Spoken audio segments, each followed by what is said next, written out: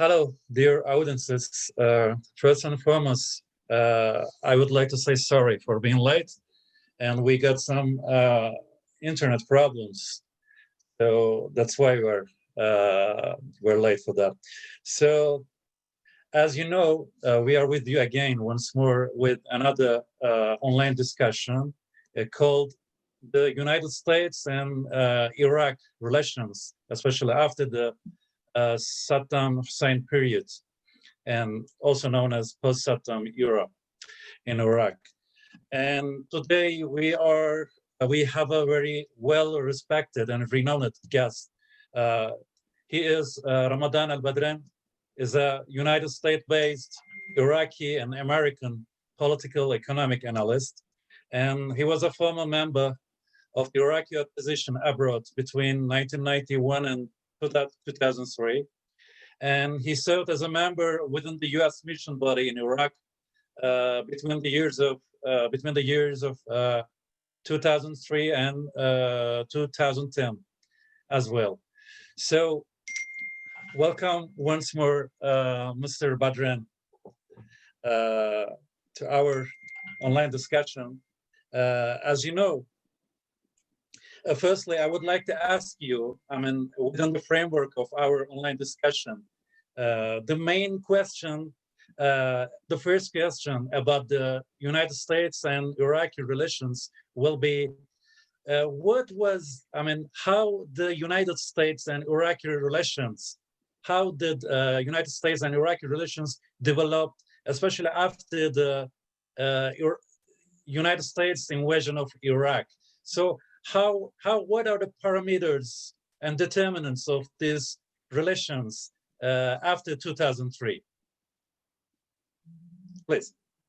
Assalamu alaikum, and thank you very much for IRAM Center for this opportunity to meet and to talk about an issue. It could be related for Iraq and Turkey as well. Yeah, sure. For sure, this issue is very important today because we have, all Middle East is going through a lot of struggle. The Iraqi situation is not well stable, and everybody should concern and everybody should understand the update and the development on this case. Actually, if we go back for 2003, we have to look on what's before 2003 in the United States and Iraq. In the United States, the major shift and major change was resulted of the December incident, and which is what's happened in New York make United States have reviewed all their relationship with Middle East in overall. One of the cases was Iraq. What's Iraq situation of that, and what's could affect on the United States policy and situation in the Middle East, and Afghanistan, of course, as well. So U.S. has invaded in Afghanistan seeking for Al-Qaeda. But for Iraq, the United States could not find a very good reason until they related that a connection between Saddam Hussein and Al-Qaeda, and there is a nuclear weapon and other things. So there is enough reason legally have created in the United States to justify the change of regime in Iraq. But while that, the way and the mood to change the regime in Iraq was engaged in another philosophy. This philosophy has been introduced by Fuad Ajami, who is the senior advisor for U.S. government for Middle East. Fuad Ajami, he is a scholar in the American University, Fuad Ajami.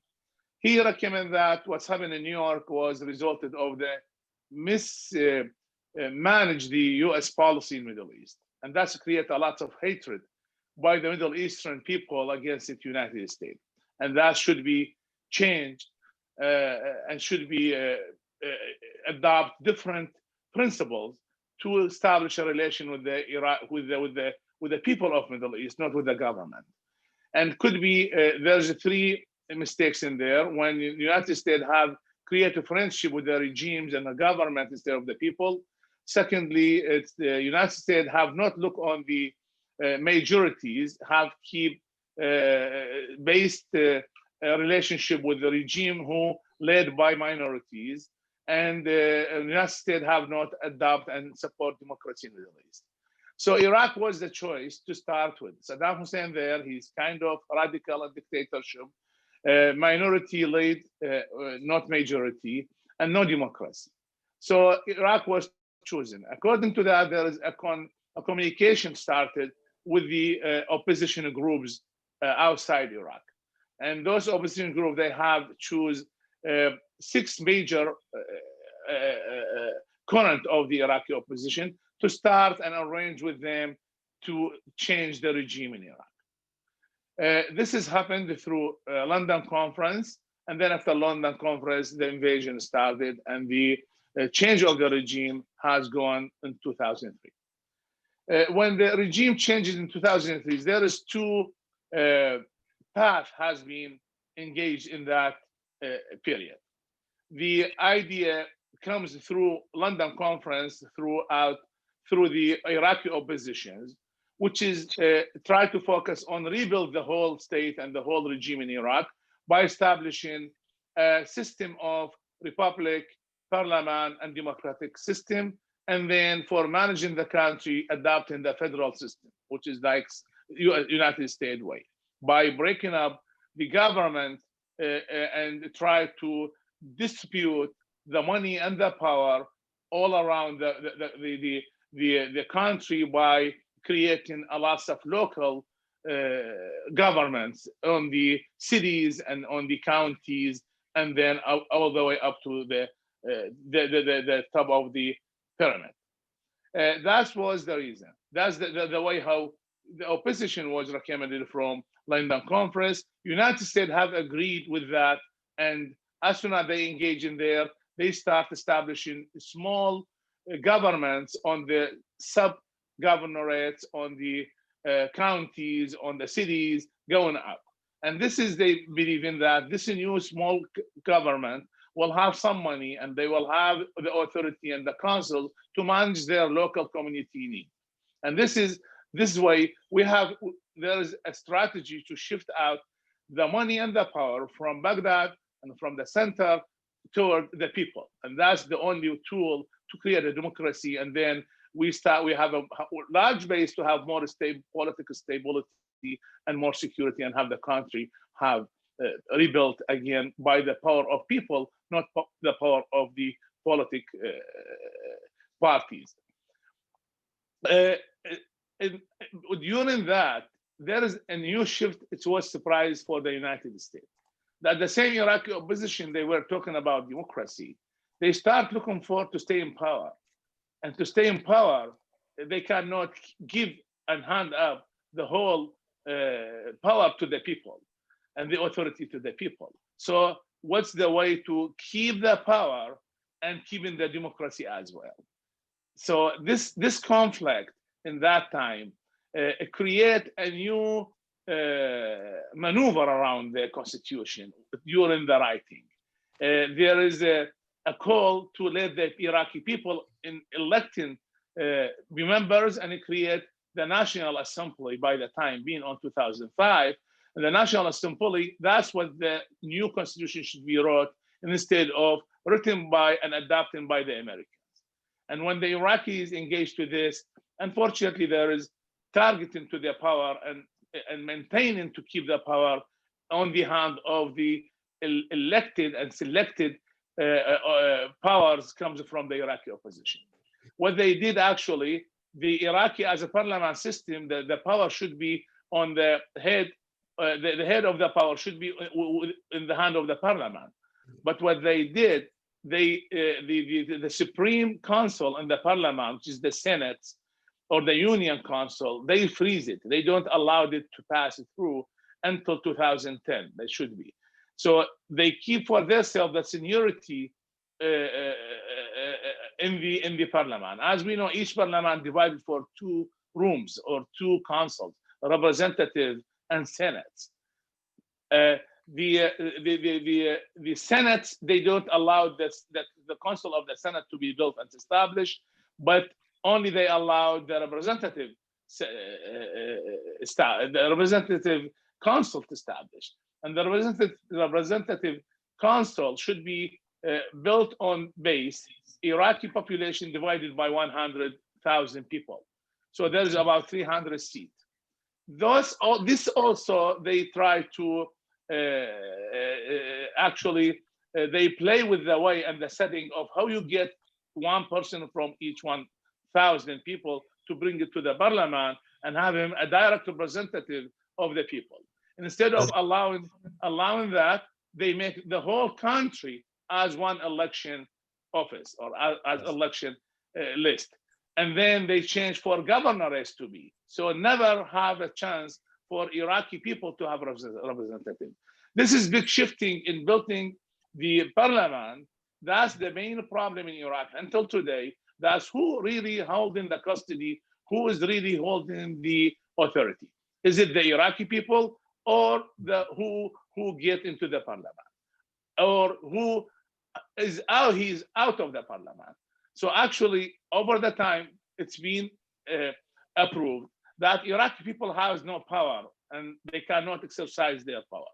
Also approved, there is lack of representation because no Iraqi representative really in the parliament. The representative in the parliament, they go through election and they through a list created by the head of the party. And the head of the party, his list will gain the votes and then gain the seats and divided the seat inside the list according to the however get more votes in there. So according to that, it's end of the power again. Instead of one Saddam Hussein, we have more than one, and everybody share part of the authority and the power, and that reflects of the Iraqi government over again and again. Dear Badran, first, thank you for your comments. So in this respect, I want to ask you a question, especially regarding this power sharing, political power sharing system in Iraq, also known as in Arabic, muhassasa.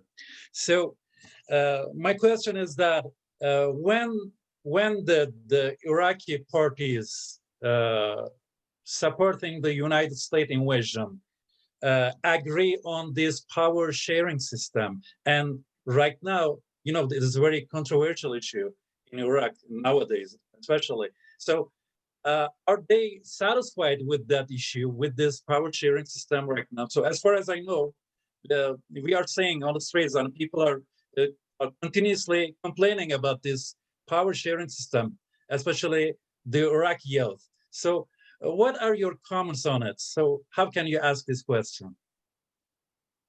This is a big cloudy area around that. How the power sharing system started?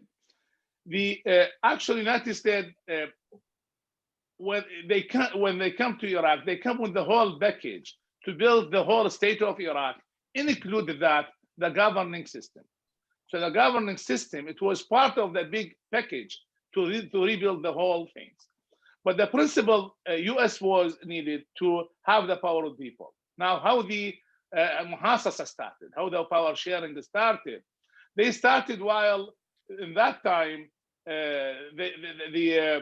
the parties decide to have the whole Iraq as one election unit, and they could not get the approval from the United States because the United States believes that will ruin the democracy. But they use the Ayatollah Sistani power to have through getting his support to have election and have the Iraq as one group, and they justify that.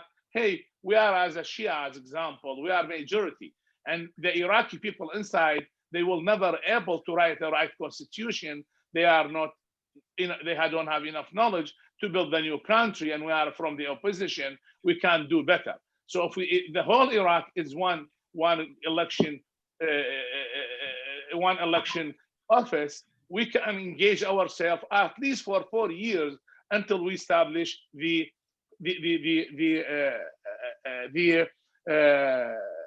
constitution and the state. In that time, actually, that's what Iran engaged. When the Iraq become one election unit, and one election office. So according to that system, everybody comes with a list. He have the right to put around 300 members in his list. And as much he gain of votes, the first people on the top of the list, they will go to the parliament. So this system have allowed a lot of majority of the who I'm listed. They were actually Iraqis, but they are connected to the Revolutionary Guard in Iran. Mm-hmm. So hundreds, over than 100% of direct members of the Iraqi Revolution, Iranian Revolution Guard have went through the National Assembly during the Constitution writing. This is where the shifted point started. And that's where Iran get deep inside the Iraqi politics and the Iraqi state. This is the big shifted point. So after that, when they write the Constitution, this the other shift is when they stop the Union Council to be formatted. They don't allow it to be formed. So when they don't allow it to be formed, there is no representative of the seniors of the government to be there. The seniority end up in the hand of the political leaders, which is Kurd or Shia or Sunnah. This is where the muhassasa started. And instead of representative from the governorates and region in there, we start having representative of the leaders of the according to sectarian or nationalities. That's where we end up with Kurd and Sunni and Shia. This is the tricky area. That's the tricky shifted in the whole process who take Iraq from real democracy to power sharing setup. United States was kept focusing on building the state.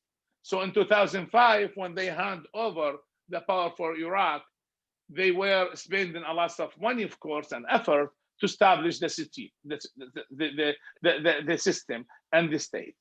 They didn't pay attention and they could not engage themselves, especially after Sayyid Sistani engaged in that process. They back up and they let the Ayatollah Sistani and the Iraqi to decide which way they want to lead their country. But they kept the strategical idea of supporting Iraq by, as example, after they hand the power, they make Madrid conference, and in Madrid conference they gather over than $34 billion to support Iraq. They spent directly $18.4 billion to rebuild Iraq and to support the Iraqi as a state, infrastructure and all these things.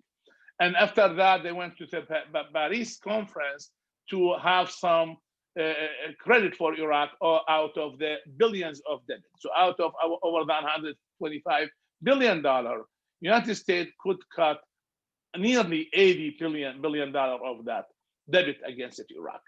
And they kept militarily, they keep training the military, training the power forces. Out of the Serb program, they spent over than $6.5 billion just to weaponize and to help and train the Iraqi militaries. So United States kept look on Iraq as a state need to be rebuilt, while Iran engaged inside the government and decide how the country should lead. So we have two different prospects, two different paths in here. Iran looking for the power and directing the power inside the Iraq through the authorities, through the government. The United States, they wanted to support the whole state. So that's why United States keeps supporting any prime minister comes, even he is close to Iran, even he's working, going with the Iranian policy, they don't care. They keep supporting him, believing in long term and long distance, they will end up with a good friend with the Iraqis. We are today in that type of shifting.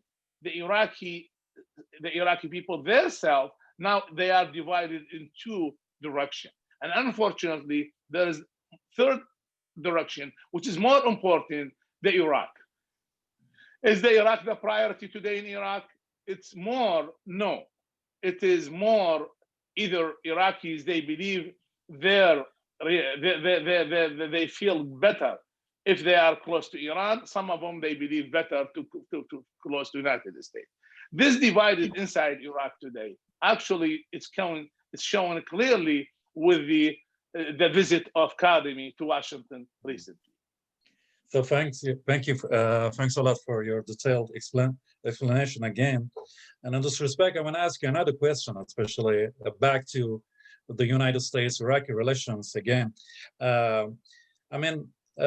Regarding the Iraqi Shiite political groups, how are their perception, regarding the future of the United States and Iraq relations, especially, for example, there are some militia groups which are very close to Iran, and also known as the Iranian-linked group or Khamenei-linked groups as well. And there are, for example, there is a Maliki group, and for example, Sadri's and secular groups such as Iraqi Communist Party, and maybe Wataniya group, for example, which is represented by Ayad Alawi as well. How are the main perceptions of the Iraqi Shiite political groups regarding the United States and Iraq relationship? How can you define it shortly? What are the clashing points among them? Clashing, actually, in fact, Iraq as a fact and that situation need more United States. But as a group and political groups, they are in more need for Iranian side. And that's actually regardless who are they, belong to Khamenei or belong to Iranian or not. Because all of them, Ba'athists, communists, everybody, even the head of Kurd or head of Sunnis, they believe they should stay in power. And the way to stay in power, they have to keep, they are all share the, what they call it, totalitarian system, which is they are all think to keep the power in their hand, not in the people. And they are all sharing that. And Iran have find that and adapting this. So that's why they are all their brain with the United States, but their heart with Iran. As you know, Qasem Soleimani have adopted and rebuilt 4 governments over the time in Iraq directly. And all the politics we have today, the politician we have today, they all comes out of these 4 governments, has been built and adopted directly by Soleimani. But actually, by the end, I believe in the short term, we have 3 different interests with the United States of America. The Sunnis now, they have very hard time to rebuild their life and to reestablish their life again. Half of them are displaced. So that definitely Iran has no solution for them. Neither Iraqi government has no solution for them. The only option they have is to open up with the United States in all different type of relation, economic, political, and everything. United States at the same time, now it's better than 2006 in the Sunnis area or in the majority of Sunnis area. Before, they have a lot of rejection for the United States. Today, realistically, they have more exception for the United States. So the Sunni area, it could be the first group who could welcome to the United States to return back again, to have investment, to help them to rebuild their life. At the same time, United States have a strategical interest to gather the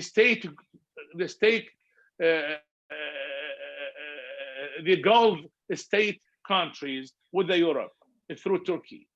So having a friend with Turkey and Europe and the Gulf states, the only best link between them is the west side of Iraq today, and where is the Sunni area is. That's why we find more relation growing between Iraq towards Saudi Arabia or Jordan or Egypt or even Turkey in the near future, you'll see it. And that's why the Sunni group is the first people who realistically, they need to have a better relationship with the United States. The United States need them the most. The Shia, they just start radically rejecting the United States. And that's what happened in the Sunnis in 2006 and 2005 and up. The Shia are going through on the peak of rejection of the United States being in there. And the militias believe they are right now in the best moment and the golden moment to keep the power in hand, and having United States in there, it could affect that, number one, or could be used as a reason for them to point against the United States, keep pushing the people toward the United States while they are building up their power and occupying the power more and more and going deep in the country. So Iranian actually use these groups to work against the United States in a way, and the group themselves, they using that setup to engage themselves more deep in the power and more monopolizing the power in Iraq. So it's a win-win situation between the Iranian and the militia, and the one target is the United States as an icon to be used to have everybody achieve his target. Iranian themselves shifting the tension with the United States from the Gulf and from the direct border to inside Iraq. That will make the Iranian gain more than target at the same time. So basically, there is big engagement now between the militias and Iran directly. There is more interest with the all Iraqi leadership to have the Iranian influence. This way, the setup of the democracy will stay from the people and keep it for the selective politicians, and that's what has been established. That's what the setup really. The Kurd themselves, they are on standby. The Kurd, after they make the vote on the Kurdistan state, they reach the peak of their political development, and they believe having the agreement inside Kurdistan to build the state of Kurdistan is not enough. This is need a lot of approval from the region and the international community, additionally to Iraq. So the Kurd now, they are standby and they are idling politically to see where Iraq is going, because the big objective they were looking for to build their state, it's ended up by doing the vote on 2018, I believe. So now the Kurd on standby, the Sunni as a people, as a majority, they need the United States. As a politician, has been built out of the Iranian setup. They are also on a standby. They want to see which way things is going. If things going through United States, that's perfect for them. They can go ahead with the United States and the Arabian Gulf, which is mostly that's what they are aiming for. If the things stay under the Iranian power, they will not have any crash anymore. They will keep more patient until things set up. The Shia themselves divided into militias who want to establish their power inside Iraq by the Iranian support, and the Iranian using the militias to fight against the United States inside Iraq and gain more benefit during this action. That's actually all this engagement between everybody. Dear Mr. Badran, as far as your comment concerned, Iraq state has a big militia problem. So the Iraqi state, I mean, the Qasemi government, how can the government overcome this problem, and how can deal with that by time? To be honest with you, over the time, we are facing different setup of militias.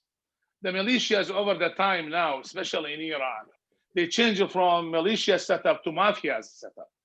And they become over the time now to be more economic power. They are engaged in they are establishing a lot of economic foundation, economic enterprises. They have companies, they have contracts, they engage in the oil industry, they engage in all the government contracts, they engage more to the borders control. So all this, it's kind of an economic strategic. And actually they learned this from the Iranian Guard, it's the Republic Guard in Iran. In Iran, the mostly strategic economic movement controlled by the Iranian Republic Park. And the Iranian Republic Park Guard itself bought these ideas from the Red Army of China. And they learned a lot of how the Red Army of China controlled the Southeast China, Southeast Asia, like in Vietnam, Laos, Cambodia, Myanmar.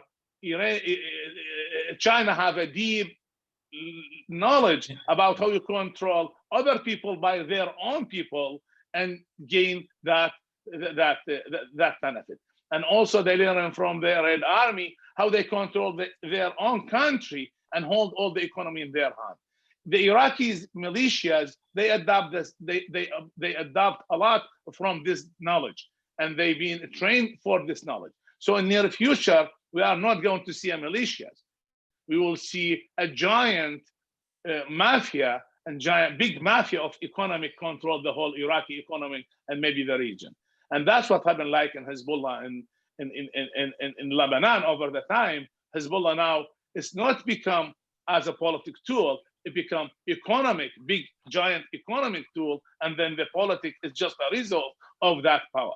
So the militias over the time, they are going deep, sinking deep inside the Iraqi economy. And by the end, as a fact, they will engage themselves with the tribes.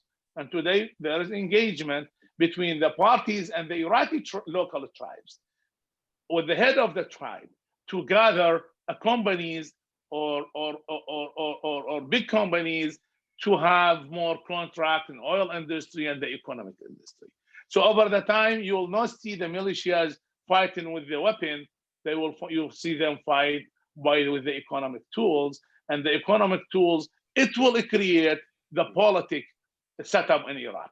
So if they are playing smart, they are gaining a lot of knowledge, importing a lot of knowledge from over the time. That's why today in Iraq, when the street going outside for demonstrations, they believe this is threatening the procedure. That's all. The procedure is going very well. They are going deep in the state. They are controlling the state. It's a matter of a few years, and you will find the whole governor and the whole major sectors, economic sectors in Iraq, it will be under their hand. So it's just a matter of time for them. This struggle going through the street, they believe it's affecting this procedure. That's why it should be stopped as soon as possible or have the least effect on their strategy. Well, again, Mr. Badran. So actually, we have 10 minutes to finish our conversation. So in this sense, I want to ask you another question. Maybe there will be the last questions. As for the recent visits, the Iraqi Prime Minister, Mustafa al-Kazemi, to the United States. So I think it is a continuation of the United States and Iraq strategic dialogue process. So how can define this visit by and large, and how is the main aim of the two parties during this visit? Actually, how is the main expectation of the United States and Iraq during this visit? And at the same time, the second one is that how does strategic dialogue process between the United States and Iraq affect Iran, the Iraqi-Iranian relations, and also Turkey? How will this period, this process affect Turkey, which is another neighbor of Iraq as well? The visit of the Academy comes very important, not because of the Academy himself as number one. It's more because of the period of time we are going through. The period of time we are going through, United States facing a lot of pressure from China toward Middle East. That's number one. United States and Trump administration, since it started, decided to build a new security in Middle East and dealing with that as one package, not dealing by that as detail. And this one package believes that Saudi Arabia and should stand against it. Any radicals movement comes out of Wahhabi thoughts, school of thoughts. And Saudi Arabia actually respond to that. And Mohammed bin Salman have a last of big change in his way of leading Saudi Arabia. So Saudi Arabia in generally is open up and trying to go more smooth toward the United States strategy and more smooth to decrease any conflict with the others and less support for the radical movement. But out of that, the Trump administration have a promise to have more power against Iran, to have more peace secured more peace for the state Gulf and Saudi Arabia. Trump could not achieve a lot against Iran yet. So he have a lot of power against Iran and a lot of pressure against Iran, but still Iran is resistant. And this is actually the 4 years almost done, and Trump could not really have a big major change in the Iranian way of thinking. Now we're waiting all in standby for the next 4 years. If Trump's in there, I believe Iranian will give up a little bit because they cannot face any more 4 years. But if it's Trump gone, then we are talking about different setup. So all on standby.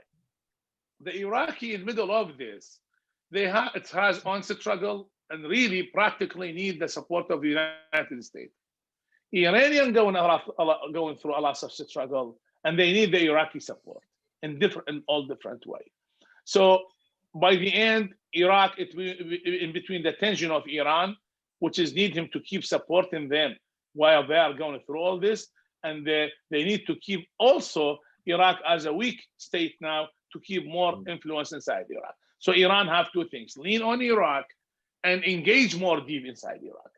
So that's the Iranian. So Mustafa al-Kadhimi, in his visit to Iran, he faced two main items or two main issues: how it should increase and the trade between Iraq and Iran up to $20 billion, and then has more influence against the United States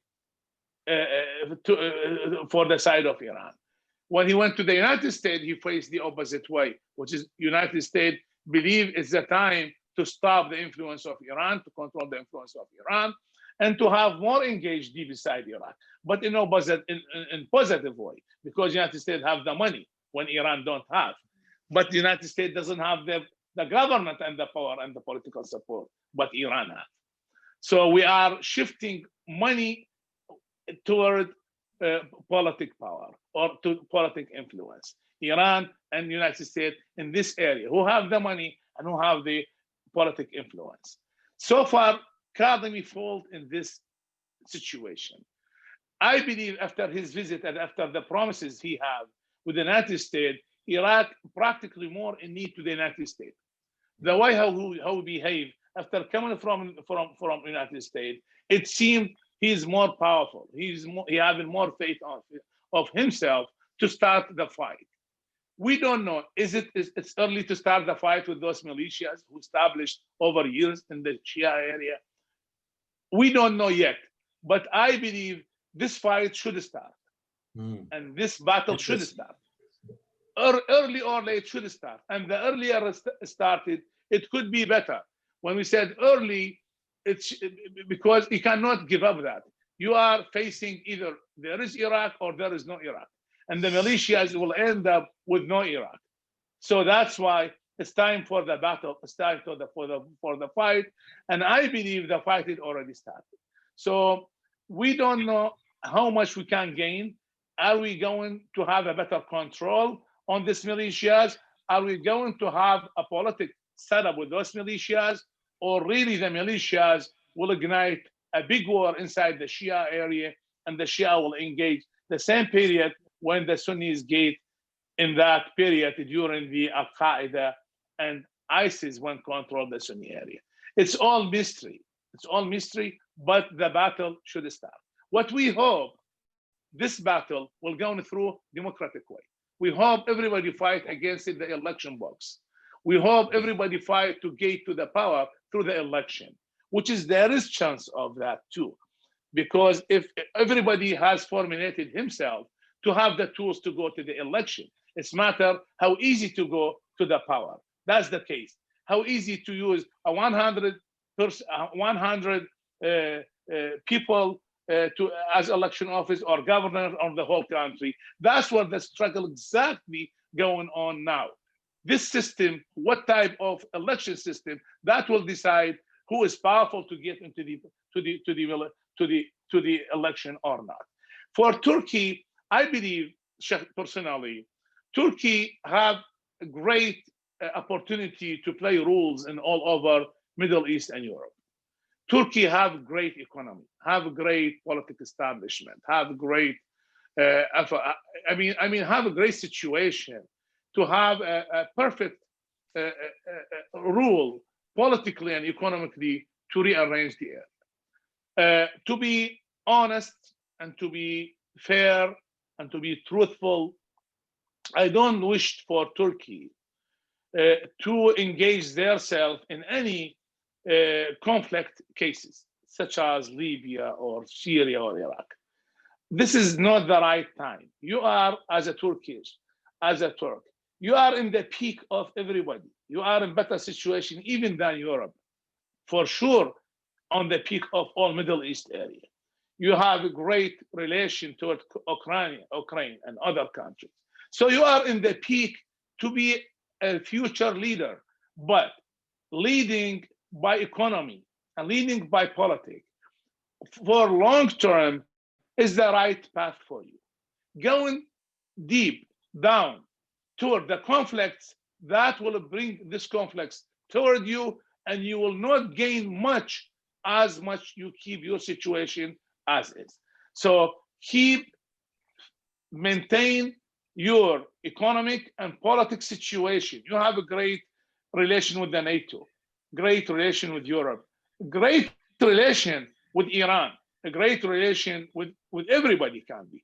Engaging Turkey in this deep conflicts in Libya or Syria or Iraq, you will lose a lot of your power and you will fail maybe in the same mistake who Saddam Hussein or Iranian failed before.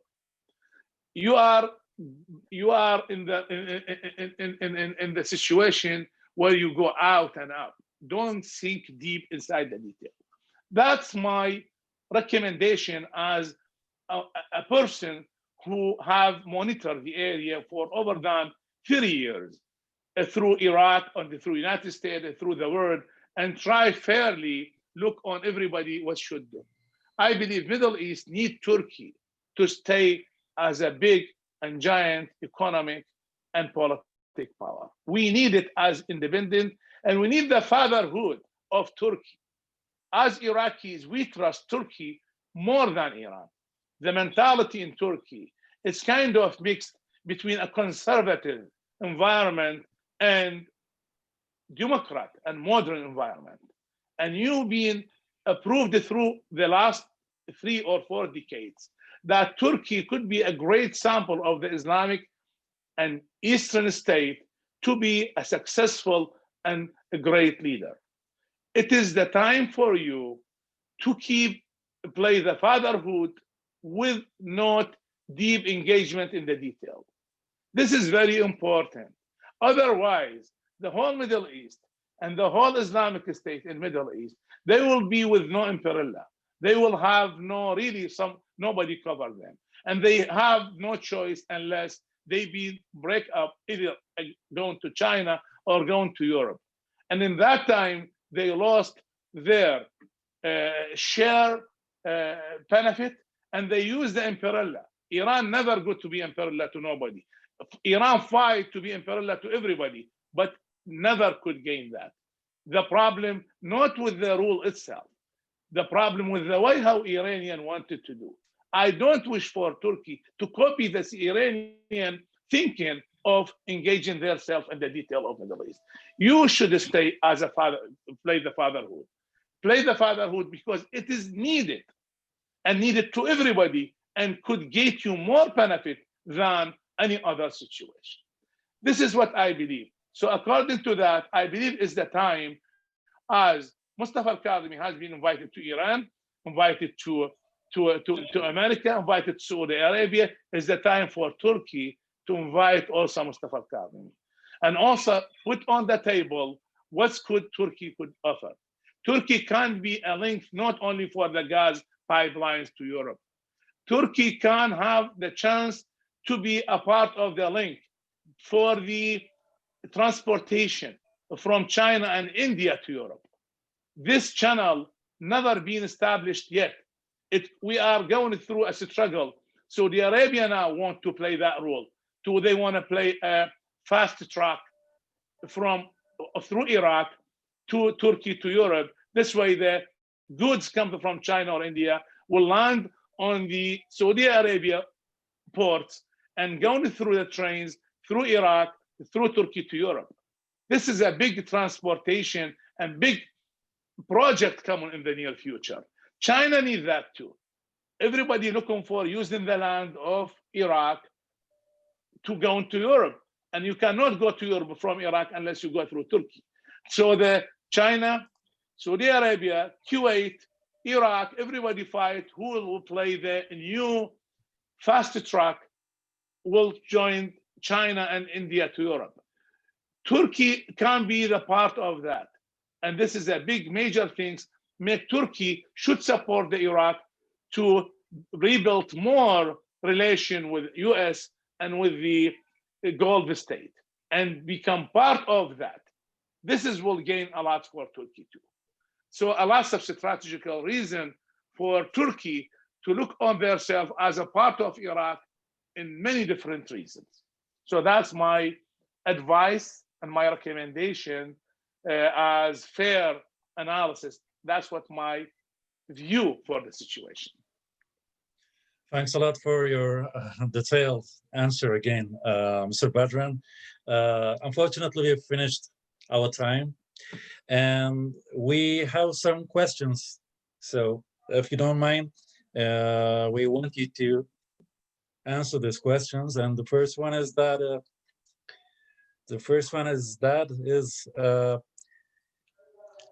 is Mustafa al-Kadhimi, I mean, after this visit, standing more than before against the Iraqi militias. I mean, the militias linked to Iran. So do you expect that he'll be more, I don't know how to say, more brave or something against these militias? So what's your answer? We like to stay a little bit standby, but I believe, yes, he's gained more courage. He's gained more faith on himself to start fighting back. And actually, the people, the inside Iraqi people, especially in Shia area, they start feeling tired of this militias and this killing for the youth guys in demonstrations. So I believe two things he gathering today: more faith, more support, more direct support from the United States, more direct support from the insider, especially in Shia area. So I think he gained the courage and the faith and the power out of that. And I believe he will start the fight, and it's the time to start it maybe according to what we have seen after he visited Basra. Yeah, thank you. Thanks a lot again. One of our audiences say that during the Cold War era, I mean, Finland was the non-conflicting area between the Western camp and the Soviet Union. So he asked that Iraq should be an example of today's Finland between Iran and the United States as a non-conflicting area, for example. Iraq, if there is real fight in Iraq will happen, it will not be between United States and Iran, because United States has no militaries, has no militias, has no people on the ground. Even the United States troops, they are very small numbers. They are not willing to fight against it, nobody. So actually, if there is a fight will happen in Iraq, it will fight toward the power. Who will control the power? The people or the militias and the political groups supported by Iranian. That's the real fight on land, on field. United States is just a reason for everybody to point for. But actually, if this is happened and it started in the Shia area, the Shia then for sure going through what the Sunni went through from 2003 until ISIS comes in, until what we have to see now. This could happen, and this is serious. So if the Shia not wake up and learn from the example you present, or the example from their neighbor, the Sunnis inside Iraq, then the Shia could go through that fight and could go through that conflict. So it could be. But at that time, who's supporting who?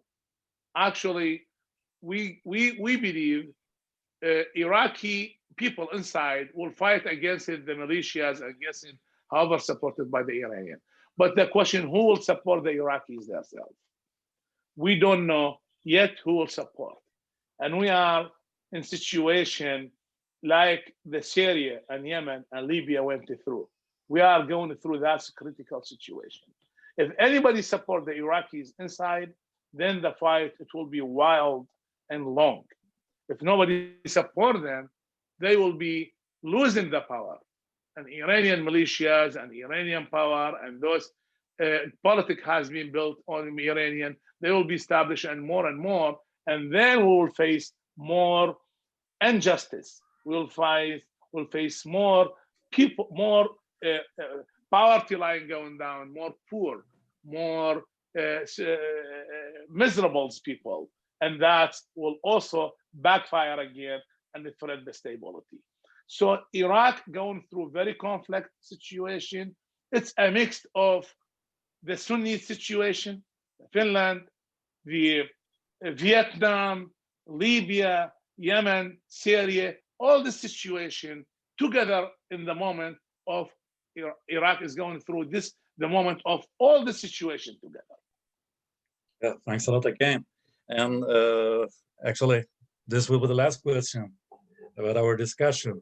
And it's a very special question at the same time. One of our audiences asked that even though Mustafa al-Kazemi announced that he would go to Saudi Arabia before Iran. So how do things change during that time? And Kazemi went to Iran as a first abroad visit. Do you know anything about it? Any special thing? Actually, Iran is going through a lot of frustration. Iran is not relaxing. Iran does not feel comfortable with Mustafa al-Kadhimi. Yeah. As you know, the night al-Kadhimi was willing to visit Saudi Arabia, the foreign minister, Zarif, has come to Iraq to base touch with Kadhimi and the Iraqi people to tell them, hey, we are there, we are going to Saudi Arabia, keep in mind we are there. So before he went to United States, the leader of the Faylaq al-Quds has come to Iraq also to mention, hey, we are there and we are on power, we have the power there. So actually, Iran is not relaxing at all. And I believe the delaying of the visit to Saudi Arabia, I think, comes from Saudi Arabia as a maneuver. They want to stand by to see what's the Iran reaction. And actually, they won, because when Mustafa al-Kadhimi went to Iran, it's showing that Mustafa al-Kadhimi has some trust on himself. The Iranian heard from him some word such as Iraq should stay independent. We are not going to play as a mailman for nobody. We are looking for more stable Iraq with no engagement of nobody. This word never heard in Iran.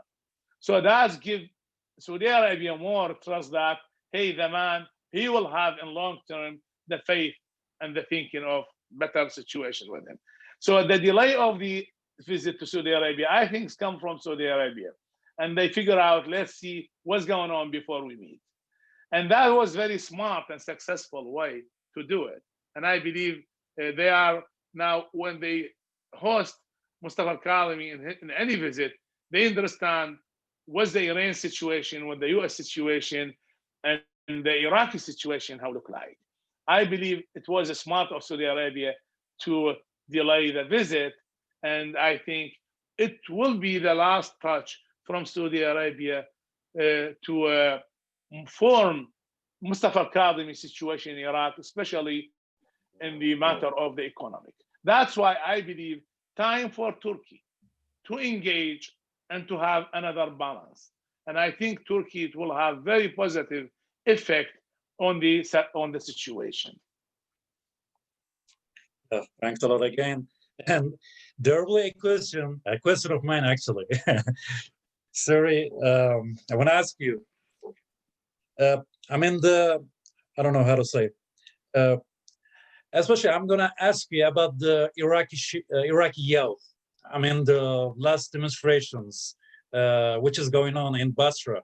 So you know the Iraqi youth, actually the demonstrators recently burned the Basra Provincial Council, and after the United States visit, Prime Minister Mustafa al-Kadhimi directly went to Basra.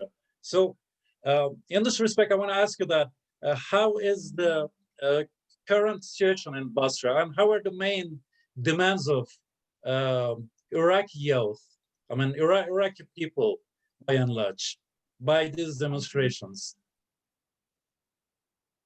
Inside Basra, I'm from Basra originally, and I'm in touch with everybody in there directly, actually.